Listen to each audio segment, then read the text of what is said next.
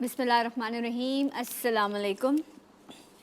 आज a very good morning कहने का मेरा दिल नहीं है, इसलिए क्योंकि आज हर पाकिस्तानी, वो चाहे पाकिस्तान में है या पाकिस्तान से कहीं बाहर है, हर वो शख्स जो उर्दू ज़बान को समझता है, हर वो शख्स जो मुस्कुराना चाहता है, वो आज गमज़दा है, वो आज तकलीफ़ में है, वो दुख में है, क्योंकि कॉमेडी के शहंशाह, हमारे दिलों पे राज करने वाले, इस वतन का प्यारा अज़ीम बेटा, जिन्होंने दुनिया भर में वहाँ जहाँ शायद सिफारत खाने भी मौजूद नहीं पाकिस्तान के, वहाँ जाके पाकिस्तान के झंडे को लहराया है, पाकिस्तान के फ़ख्र को बुलंद किया है। आज उनकी आखिरी रसूमात अदा की जाएंगी।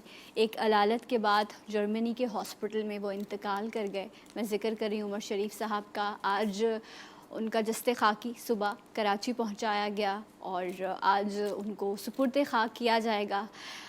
उनकी फ़ैमिली से हम इज़हार ताज़ियत करते हैं और दुआ करते हैं कि उनका ये सफ़र आखिरत ऐसे ही हंसते हंसते गुजर जाए जैसे उन्होंने दुनिया में लोगों के चेहरों पे मुस्कुराहटें बिखेरी हैं। इस वक्त हमारी रिपोर्टर हिरा ज़की उमर शरीफ साहब के घर पर मौजूद हैं। अस्सलाम वालेकुम।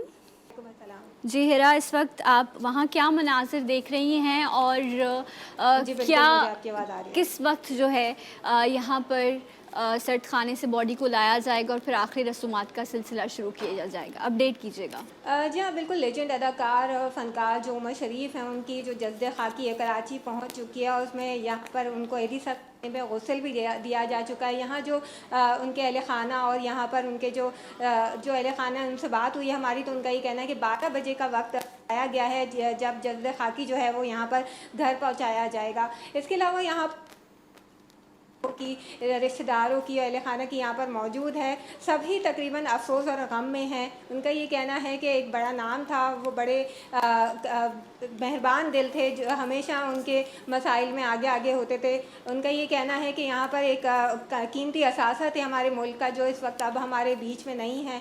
यहाँ पर हर आँख अश्कबार है, यहाँ पर बड़ी तादाद मदाहों की मौजूद है और अब से तकरीबन कुछ देर जैसे जैसे वक्त गुजरता जाएगा, मदाहों की और उनके चाहने वालों की तादाद में इजाफा होता जाएगा। अभी यहाँ पर जो है फ़नकारों में सिर्फ आफ्ताब अदाकार हैं जो कि यहाँ पर पहुँचे हैं। उनका भी ये कहना था कि वो ख़ासे गम और अफसोस में हैं। एक बड़ा नाम था जो जिनके साथ उन्होंने ख़ासा वक्त गुजारा, न सिर्फ वक्त गुजारा बल्कि अदाकारी, बहुत सारे स्टेज ड्रामे भी उनके साथ किए। यहाँ पर मैं, अगर मेरे कैमरामैन आपको दिखाएं तो जिस तरफ से यहाँ से लेकर आया जाएगा और यहाँ पर सफाई सुथराई के इंतज़ाम जो हैं वो मुकम्मल किए जा चुके हैं। यहाँ पर जो है लोगों को यहाँ से हटाया जा चुका है, यहाँ से जो गाड़ियाँ हैं उनको यहाँ से बाहर निकाला जा चुका है। यहाँ पर जैसे खाकी जो है ये ज़रूर अपडेट कीजिएगा। देखिएगा मेरे अकब में, यहाँ जहाँ पर मैं इस वक्त मौजूद हूँ उनके घर के बाहर, यहाँ पर बड़ी तादाद में बंदा यहाँ मौजूद है। नमाज जनाजा जहाँ अदा की जाएगी उस जगह के बारे में बता दीजिएगा।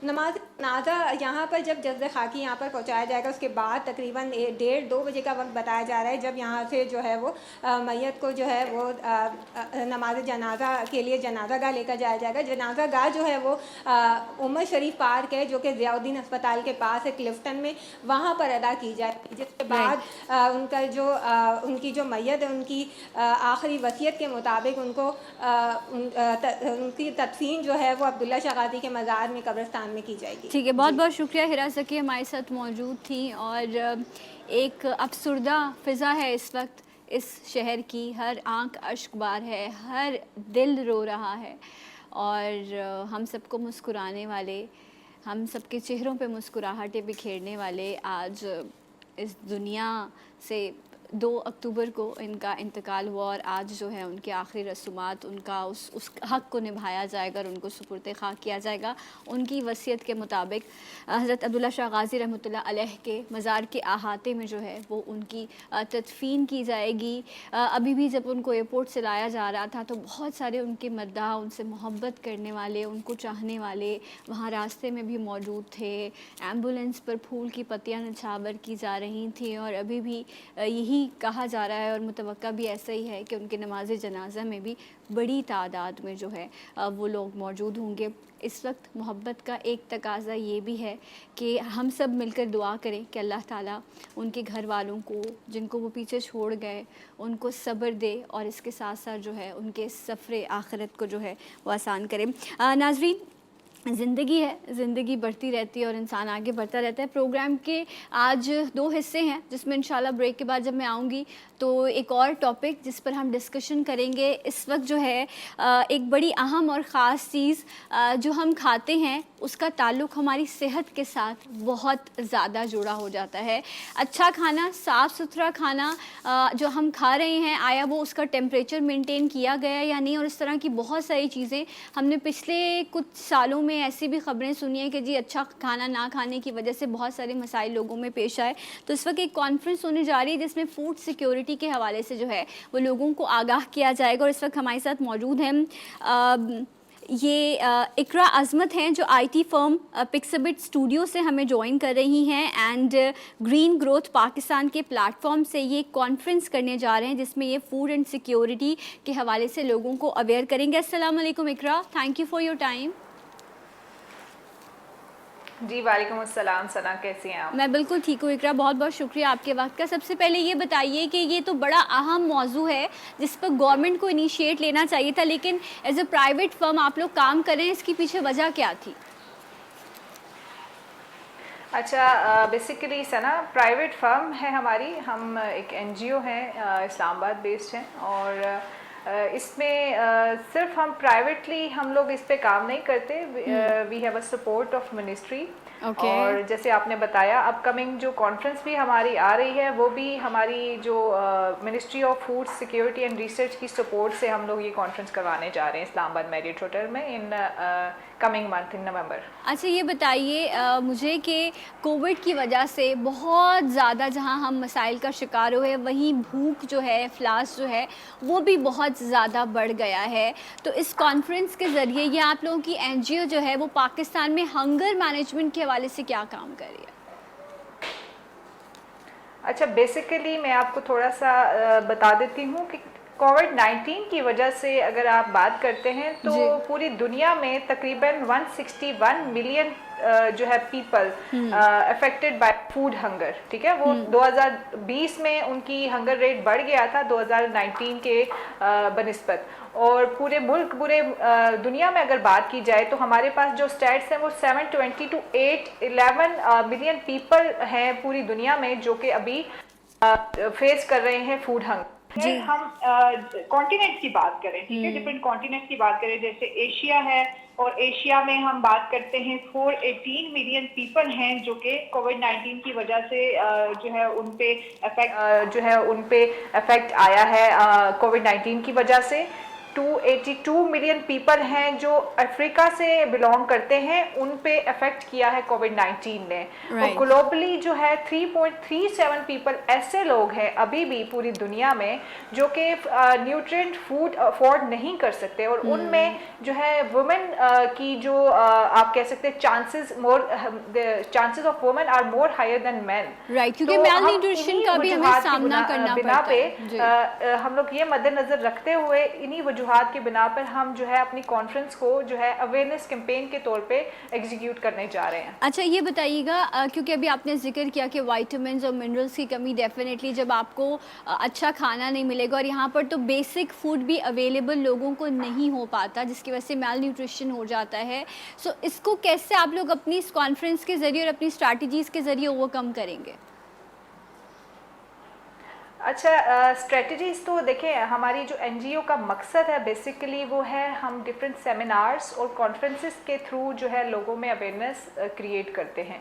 स्पेसिफिकली फूड इंडस्ट्री को और गवर्नमेंट के हायर लेवल मैनेजमेंट को हम लोग इसलिए टारगेट करते हैं कि उनके थ्रू हम अवेयरनेस कैंपेन्स रेस करके थ्रू डिफरेंट पॉपुलेशन, जो हमारी पाकिस्तानी पॉपुलेशन तक ये अवेयरनेस कैंपेन्स एग्जीक्यूट करवा सकें। ठीक है, इसी तरह हमारे पास डिफरेंट हमारे स्टेप्स होते हैं जिनके थ्रू हम लोग जो है जो मेलन्यूट्रिशन इफेक्ट्स हैं उनको ख़त्म करने की कोशिश करेंगे, जिसमें हम लोग जो है वो डेवलपमेंट पॉलिसीज़ जो है वो कॉन्फ्लिक्ट अफेक्टेड एरियाज़ में इम्प्लीमेंट करवाने की कोशिश करेंगे, फूड सिस्टम को स्केल अप करने की कोशिश करेंगे, ठीक है।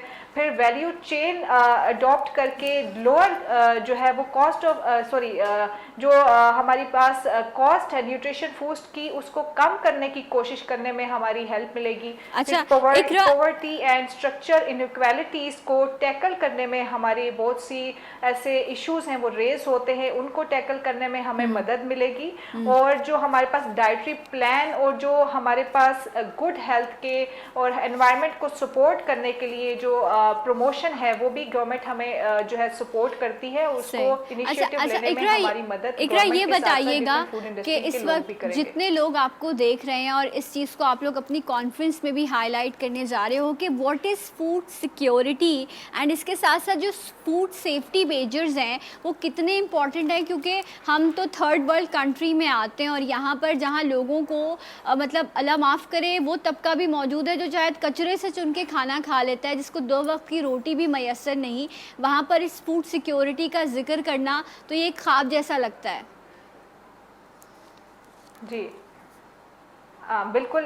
देखिए इसमें जैसे आप बात कर रही हैं फूड सिक्योरिटी में हमारे पास जो है वो हम लोग फूड सिक्योरिटी का मतलब ही ये है कि हम रेगुलर एक्सेस दें लोगों को to healthy food and nutritious food, ठीक है। उसमें आप किस तरह से इम्प्रूवमेंट लेके आते हैं, कुछ लोग अपने लिवलीहुड को इम्प्रूव करने की कोशिश करते हैं by fishing, through raising animals, through growing crops, ठीक है।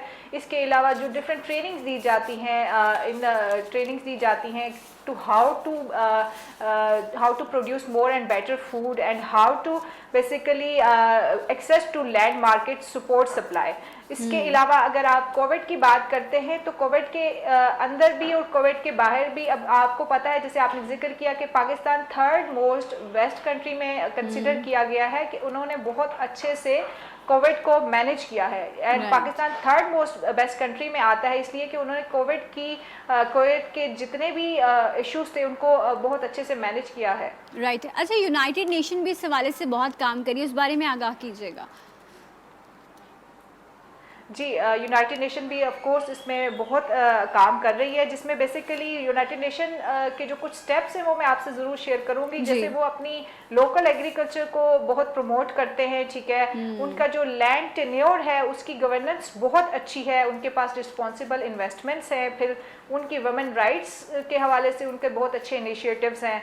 फिर वो जितने भी फार्मर्स हैं उनको मार्केट एक्सेस प्रोवाइड करते हैं और जितने भी इन्वेस्टमेंट है मोस्टली वो अपने जितने रोड्स हैं है, सस्टेनेबल वाटर मैनेजमेंट है, ठीक है। इसके अलावा जितनी सैनिटरी इंस्टॉलेशन है, इस तरह की इन्वेस्टमेंट जो है वो गवर्नमेंट की तरफ से उनको मिलती है और इस तरह से जो है कुछ स्टेप्स के थ्रू वो मैनेज कर रहे हैं अपनी कंट्री में। Right, great, thank you so much, बहुत बहुत शुक्रिया इकरा अजमत, जो फूड सिक्योरिटी के हवाले से ये लोग एक कॉन्फ्रेंस करने जा रहे हैं एंड अल्लाह करे कि डेफिनेटली जहाँ पर हम बहुत सारी चीज़ों में ग्रोथ कर रहे हैं, आगे बढ़ रहे हैं, वहीं पर ये चीज़ भी जो है बावर कराई जा सके कि आप अच्छा खाएं। फूड सिक्योरिटी के जो तमाम मेजर्स हैं उनको आप पूरा करें ताकि एक सेहतमंद जिस्म और एक सेहतमंद कौम जो है वो हम आगे देख सकें। मैं यहाँ एक ब्रेक लूँगी, ब्रेक के बाद आज का मौजू है डेंगू। ये बहुत ज़्यादा बढ़ रहा है, इसकी वजूहात क्या हैं, इसकी रोकथाम कैसे हो सकती है, इस पर बात होगी ब्रेक के बाद। हमारे साथ रहिएगा।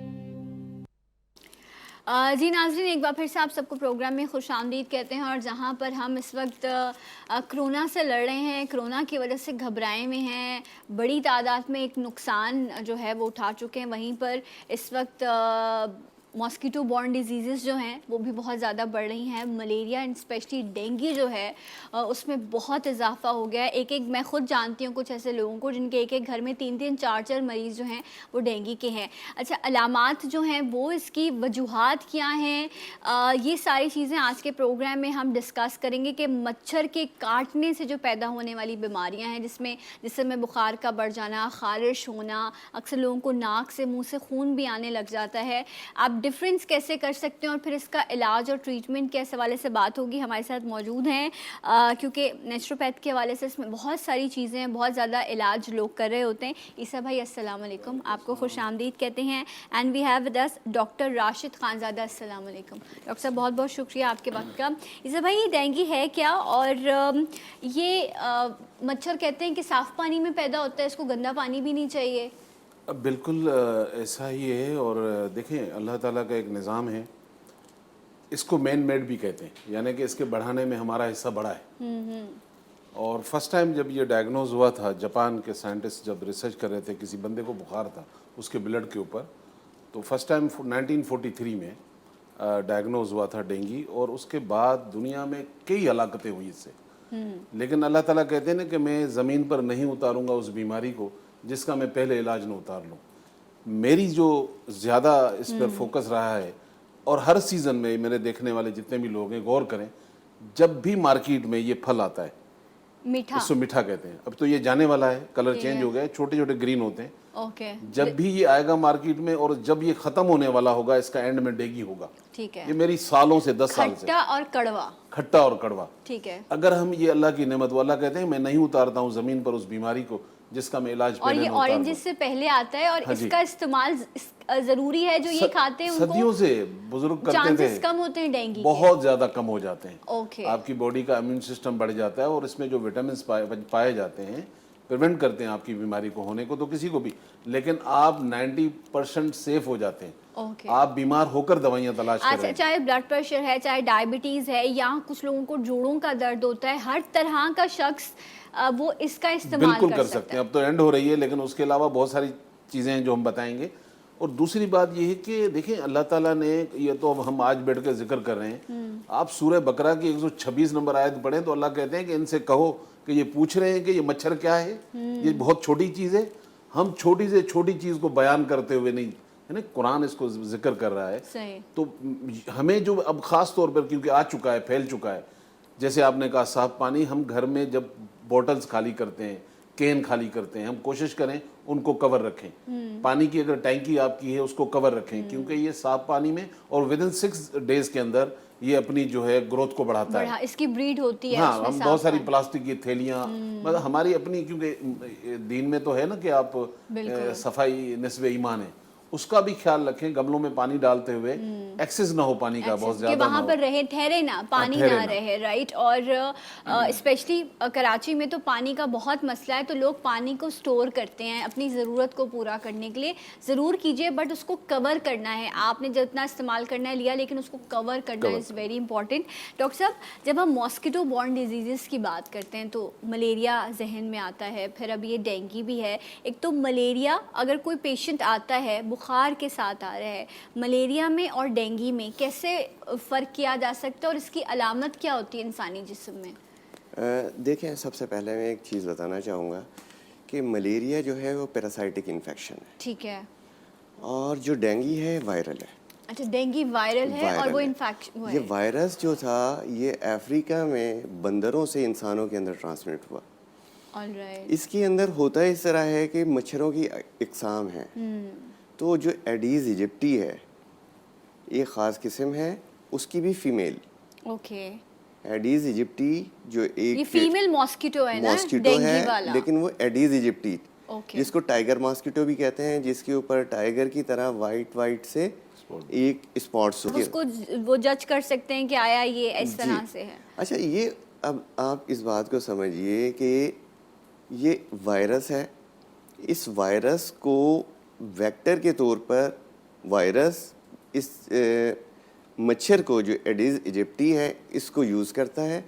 ये मच्छर फिर ट्रांसमिट करता है इंसान के अंदर। ओके। अच्छा, ये जो एडीज़ इजिप्टी है, इसके खुद के पैदा होने के तकरीबन 4 स्टेज हैं। पहला एग हो गया, फिर उसके बाद उसका लार्वा हो गया, प्यूपा, और फिर वो अडल्ट बनता है। अच्छा, जब ये मच्छर किसी इंसानी जिस्म को काटता है तो क्या फ़ौरन उसका रिएक्शन आता है, और अगर जो रिएक्शन आता है, जो सिम्टम्स आते हैं, वो क्या हैं? देखिए, ये बड़ी अच्छी बात है समझने की कि इस वायरस को एक इंक्यूबेशन पीरियड चाहिए, हर वायरस को चाहिए। आज अगर मुझे कोई मच्छर काटेगा तो चौथे दिन या 10वें दिन तक ओके। मुझे ये जाकर बीमारी होगी। अच्छा, ऐसा और नहीं अगर आज आपको सिम्टम्स आ रहे हैं तो इसका मतलब है 4-7 दिन पहले उसने पहले आपको काटा काटा था, है। काटा ओके। था। और ये बीमारी तकरीबन 3 से 7 दिन तक आपको इन्वॉल्व करके रखेगी। और 4 दिन बाद अलामात क्या जाहिर होती हैं? इसके अंदर 2 तरह की हमने इसको डेंगू के अंदर डिवाइड किया हुआ है। एक तो आम सा फ्लू की तरह होगा, बॉडी एक होगा, नौजिया होगा, आँखों के ढेलों में, आँखों के पीछे दर्द होगा, जॉइंट्स पेन्स होंगे।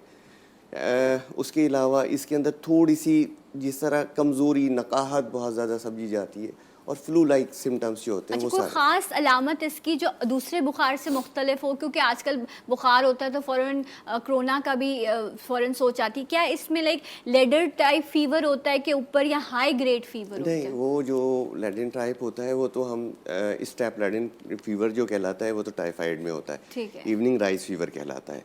इसके अंदर डल एक्टिंग होता है। अच्छा, फीवर, फिर मैंने दूसरी बात की है आपको कि इसके अंदर 2 में हमने डिवाइड किया। एक सीवियर डेंगू कहते हैं ठीक है। इसको। सीवियर डेंगू के अंदर जो है वो डेंजरस है। उसके अंदर हमें सीवियर एब्डोमिनल पेन होगा। ओके। उसके अंदर हमें वोमिटिंग परसिस्टेंट टाइप हो जाएगी। राइट। उसके अंदर वोमिटिंग के अंदर ब्लड आ सकता है। उसके अंदर हमें ब्लैक कलर का स्टूल आ सकता है, वो ब्लैक हुआ होता है ब्लीडिंग की वजह से। राइट। ठीक है। उसके अंदर हमें हमारी सांस की रफ्तार बढ़ सकती है, और उसके अंदर हम बहुत ज़्यादा फटीक हो जाएंगे, हमारा ठीक है। ब्लड प्रेशर वगैरह ड्रॉप करने लगेगा। राइट। तो मतलब वो बुखार जिसमें आपके पेट में दर्द शुरू हो जाए, आपके जोड़ों में आपको तकलीफ़ महसूस हो, आपको नकाहत या आपको वॉमिटिंग महसूस हो, ये सारी अलामात जो हैं ये लीड करती हैं कि अल्लाह ना करे आप डेंगू के पेशेंट हैं।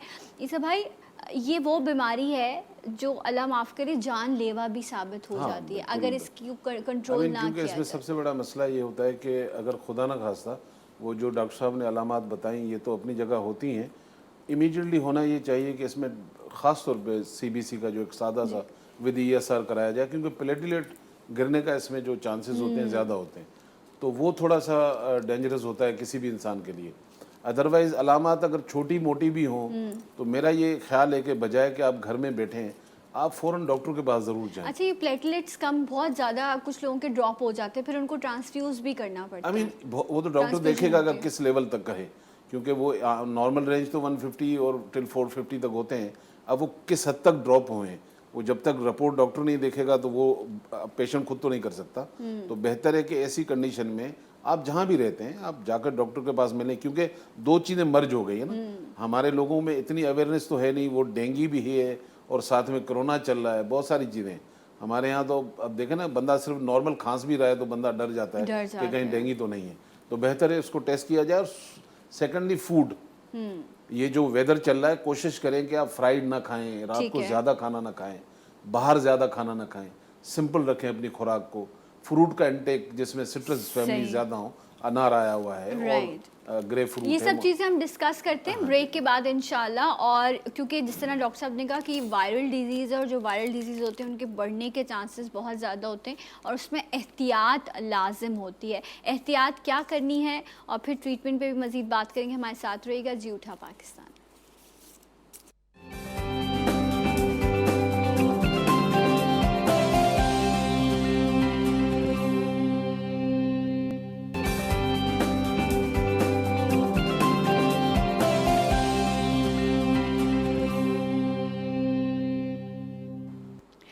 जी नाज़रीन, एक बार फिर से आप सबको प्रोग्राम में खुश आमदीद कहते हैं। डेंगू बढ़ रहा है, एहतियात ज़रूरी है। घर में अगर पानी स्टोर करें तो उसको ढक के रखें। स्लीव्स वाले कपड़े और मॉस्किटो रिपेलेंट जो हैं वो आपने इस्तेमाल करने हैं। क्या चीज़ें आप इसमें इस्तेमाल कर सकते हैं हर्बल के हवाले से, नेचुरोपैथी के हवाले से, वो आपको जो है ईसा भाई बता रहे हैं। जी ईसा भाई अच्छा, बताइए। मैं पहली डॉक्टर साहब भी रेमेडी हैं हमारे साथ। जी। पहली रेमेडी इसलिए बता रहा हूँ कि बहुत सारे लोगों को नहीं है, तो वो चाहते हैं कि भाई अल्लाह करे हमें ना हो। तो ऐसा क्या करना चाहिए?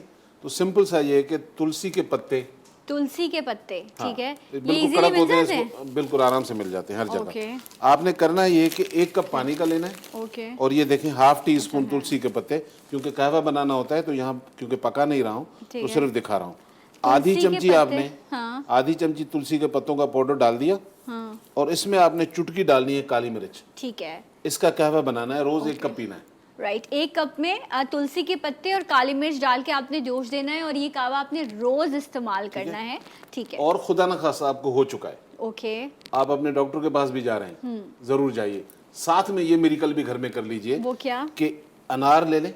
बिल्कुल, इस वक्त मौजूद है अनार। हाँ, मैंने इसको छील लिया था। ठीक है, आपने अनार लिया राइट, और इसके अंदर आपने ब्लेंडर में अनार डाला है, तकरीबन 1 अनार, 1 पत्ता पपीते का, पपीते के पत्ते, अच्छा ओके, और ये ये बेहतरीन नॉर्मली मिल जाते हैं। सही है, राइट, इसको, हाँ जी, इसको आपने चॉप किया थोड़ा सा ओके, और थोड़ा सा आपने इसको पानी डाल दिया। पपीते के पत्ते, अनार और इसका जो है वो 1 पत्ता जूस, बहुत है। ठीक है, और अनार का जूस लें राइट, और पिए। इटलीज मेरी रिक्वेस्ट है कि 6 दिन पिए, राइट। 6 डेज रेगुलर इसको पिए। अच्छा, जिनको डेंगू या हो चुका है वो इसका जूस जो है वो इस्तेमाल करेंगे, ओके, ऑल अच्छा, राइट, क्योंकि आप अगर इलाज करा रहे हैं तो ये ऐसी चीज़ है जो नॉर्मल आप घर में वैसे ही पीते हैं।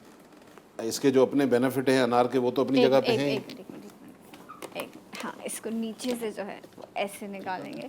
ईसा भाई जो है वो घर में बिल्कुल काम नहीं करते हैं, इसका अंदाजा हो रहा है हमें यहाँ पे। अच्छा काम जी, होता है। तो अनार और पपीते के पत्ते आपने मिक्स करने हैं। अच्छा, ये भी कहा जाता है कि सिर्फ पपीते के पत्ते जो हैं उनका पानी निकाल के उसका जूस बना के वो भी प्लेटलेट पिया में थोड़ा हेल्प आउट हो help जाती है out हो अगर वो जाता लोग करते हैं। राइट, और नेक्स्ट रेमेडी क्या है ईसा भाई? साथ में फिर अगर खुदा न खास्ता आप और इजी करना चाहें तो आप क्या करें, नीम के पत्ते तो हर जगह होते हैं, ठीक है, तो नीम के पत्तों का, ये नीम के पत्ते, राइट, ये पत्ते आप निकाल के, हर गली में, हाँ हर जी, मोहल्ले में हाँ, नीम के दरख्त मौजूद सदियों से हैं, इस्तेमाल होते हैं। ओके, नीम के पत्ते लेने हैं आपने, 1 कप पानी लिया, ओके। नीम के पत्ते उसमें आपने डालने हैं, राइट, टुकड़ा 1 अदरक का आपने डालना है चॉप करके। सही है।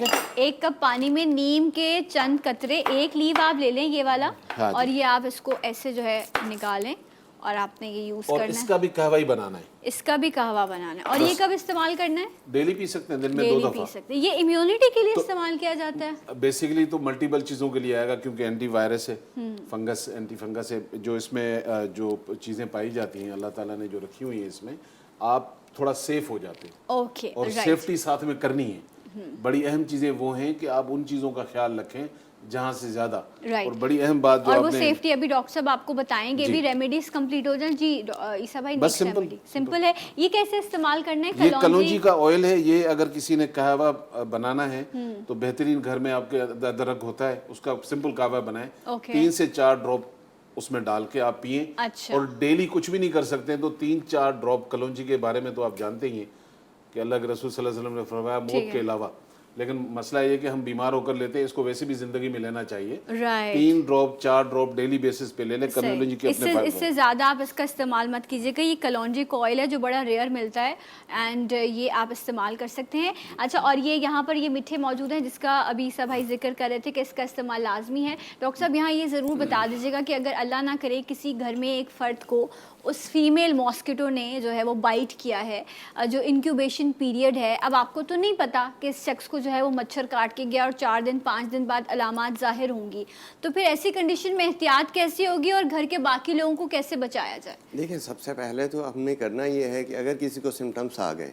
ठीक है, तो सबसे पहले सिम्टम्स आने के बाद आजकल के सिनेरियो में, और हमारे वो बुज़ुर्ग जो खुदा न खास्ता कार्डियक डिजीज़ रखते हैं, तो वो मोस्टली एस्प्रीन जिसको हम कहते हैं, डिस्प्रीन कहते हैं, खून पतला करने वाली खून अद्वियात। पतला करने वाली अद्वियात के ऊपर होते हैं। यहाँ पर यही प्रॉब्लम आती है कि ये खुद भी, डेंगू खुद भी प्लेटलेट्स को कम करता है और खून की जमने की सलाहियत को कम कर देता है, और ब्लीडिंग होने के चांसेस बढ़ जाते हैं। राइट, तो अगर किसी को ये सिम्टम्स आ जाएं और वो अपनी वो दवाइयाँ कंटिन्यू रखे जो खून पतला करने वाली हैं, तो ये उसको वर्स कर देंगे। तो अब आपने करना ये है कि जिस रोज़ आपको सिम्टम्स आए हैं उसी रोज़ आपने डॉक्टर से कंसर्न करना है। ब्लड सीबीसी के अंदर कई बार शुरू के अंदर आपके प्लेटलेट्स काउंट नॉर्मल हो सकते हैं, ठीक है, लेकिन हमारे पास इसका एक टेस्ट है जो डेंगू एंटीजन NS1 कहलाता है, उसे करने से हमें कंफर्म हो जाएगा इसको डेंगू है, तो हम उसी वक्त रोक देंगे। दूसरा, इसमें दर्द होता है जिस्म में, तो दर्द की अद्वियात इसमें इस्तेमाल नहीं की जाती क्योंकि वो खुद भी प्लेटलेट्स काउंट को कम करती है। Okay, right. ये कुछ एहतियात हैं और ये कुछ चीज़ें जिस तरह अभी डॉक्टर साहब ने भी कहा कि इसमें एक और पॉइंट आप जिक्र कर रहे थे कि आपको जो है उसमें रहना है, मच्छरदानी जी, में अब रहना है। इसके अंदर हमारे साथ यहीं पे ये सबसे बड़ा प्रॉब्लम शुरू हो जाता है कि अगर किसी को डेंगू हो गया है तो उसको खुला छोड़ देते हैं। ठीक है। अगर आप उसको दूसरा मच्छर काटेगा तो उसको भी वो वायरस ट्रांसमिट हो जाएगा। तो आपने सबसे पहले उस मरीज को जिसको ये डेंगू हो गया है उसको आपको मच्छरदानी में रखना है ताकि दूसरों को बचाया जा सकते हैं। वक्त बिल्कुल ख़त्म हो गया। थैंक यू डॉक्टर साहब, ईसा भाई आपका भी बहुत शुक्रिया। मैं आपसे मिलूंगी कल इंशाल्लाह। अपना ख्याल रखिएगा। जाते जाते एक आवाज़, एक नारा, पाकिस्तान जिंदाबाद।